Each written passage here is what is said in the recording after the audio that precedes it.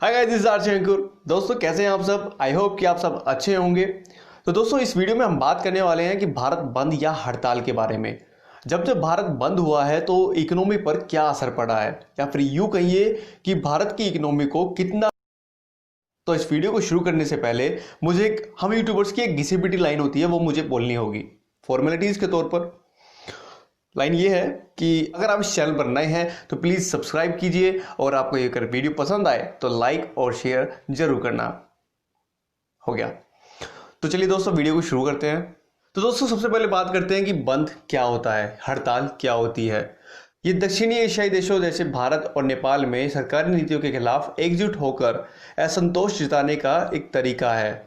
भारत में नागरिकों को शांतिपूर्ण तरीके से अपनी बात रखने के लिए बंद का पूरा अधिकार है, क्योंकि संविधान की धारा 19 के तहत इन्हें राइट टू प्रोटेस्ट मिला हुआ है, जिसे इंडस्ट्रियल डिस्प्यूट 1947 का सहारा मिलता है। तो दोस्तों ये जो बंद होता है वो या तो पूरे देश में भी हो सकता है या फिर किसी खास राज्य में भी हो सकता है। कुछ सेवाएं जो खास होती हैं वो बंद पर जाने का ऐलान करती हैं, और उसके चलते सेवाएं ठप हो जाती हैं और आम जनजीवन जो है पूरी तरीके से प्रभावित हो जाता है। या फिर अब आप ये लगा लीजिए कि ट्रांसपोर्ट सेक्टर हो या बैंकिंग सेक्टर हो या फिर स्वास्थ्य सेक्टर हो, कोई सा भी सेक्टर हो, बंद पर जाने से हर चीज़ें बेकार हो जाती हैं, यानी कि नुकसान में आने लगती हैं। कई बार मारपीट या खून खराबे की भी नौबत आ जाती है। कई बार राजनीतिक पार्टियां अपने नीतिगत विरोध के चलते बंद का ऐलान करती हैं, लेकिन जिन लोगों को बंद से समस्या होती है और वो अपनी सेवाएं जारी रखते हैं या अपने फैसिलिटीज जारी रखते हैं, तो मारपीट और लूटपाट जैसी घटनाएं बढ़ जाती हैं।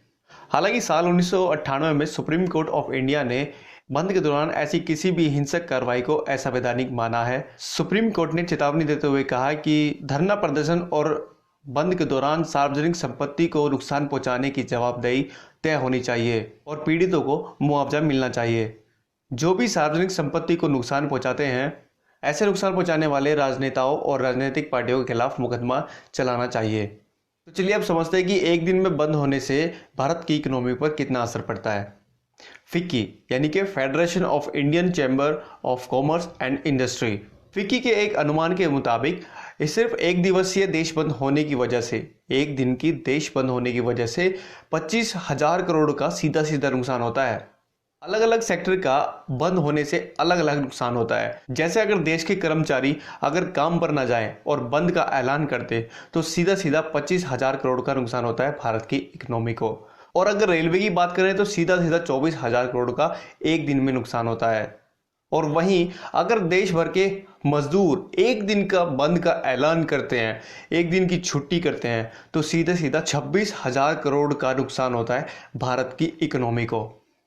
तो चलिए मैं बताता हूं आपको कि सबसे बड़ा बंद इस देश का, भारत का सबसे बड़ा बंद कब बुलाया गया था, कब हुआ था। सबसे पहले देश में बंद जो हुआ था वो गुजरात में हुआ था। गुजरात 2002 में, तो शायद आपको मालूम होगा कि अक्षरधाम मंदिर पर हमला हुआ था, जिसमें कि 30 लोग मरे थे और 80 लोग घायल हो गए थे। तब जाकर मंदिर पर हमले के विरोध में ये बंद बुलाया गया था। और ये बंद इतना बड़ा था कि छोटी से छोटी चाय की दुकान से लेकर स्टॉक एक्सचेंज पर भी ताले लग गए थे। और उसके बाद फिर 2010 में ये सिलसिला चलता रहा। पेट्रोल की कीमत जब बढ़ी थी, जब बंद बुलाया गया था। जातिवाद पर भी हुआ था, शायद आपको मालूम हो कि दलितों के हक में भी एक बंद बुलाया गया था। फिर सवर्णों ने भी, जो ऊंची जाति है कहलाती है, उन्होंने भी अपने भेदभाव के चक्कर में बंद बुलाया था। और अब आप ये देख ही रहे हैं कि किसान आंदोलन के चलते 8 तारीख को, यानी कि 8 दिसंबर 2020 को बंद बुलाने का फिर से ऐलान किया है।